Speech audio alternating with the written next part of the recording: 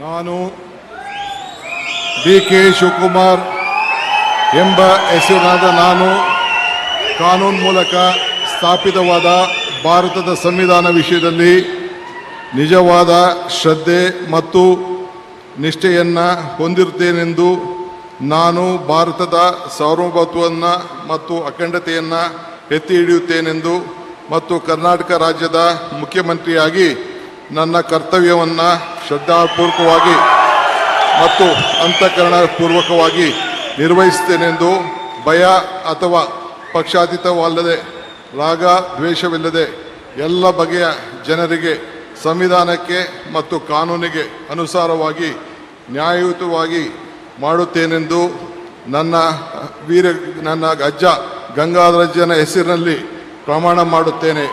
ಶ್ರದ್ಧಾಪೂರ್ವಕವಾಗಿ ಪ್ರತಿಜ್ಞೆಯನ್ನು ಮಾಡುತ್ತೇನೆ. ಮಾನ್ಯ ಮುಖ್ಯಮಂತ್ರಿಗಳು ಈಗ ಪ್ರಮಾಣ ವಚನಕ್ಕೆ ಸಹಿ ಮಾಡಲಿದ್ದಾರೆ.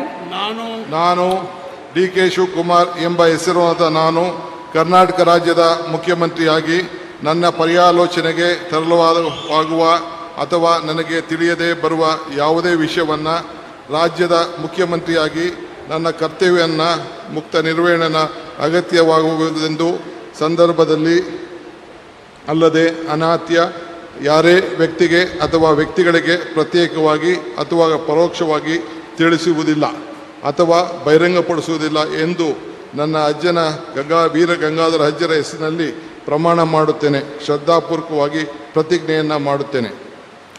ಧನ್ಯವಾದಗಳು ಸರ್.